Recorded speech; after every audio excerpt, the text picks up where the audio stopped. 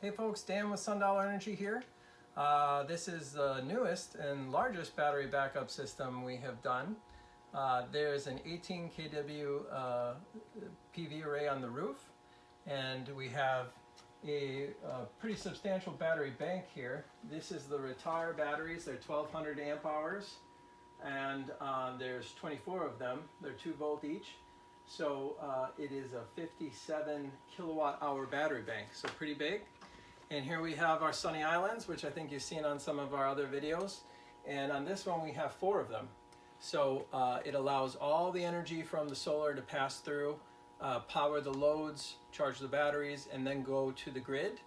And each one of them is 6,000 watts. I think it's a 96 amps continuous current total, which you can send to the grid or to the critical loads panel. So he has a pretty substantial critical loads panel. All the big items are off the grid here, so it's a pretty neat one.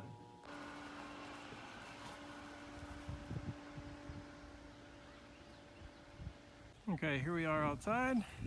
Got panels on the back of the roof, panels on the right side there. I really want to jump in that pool right now.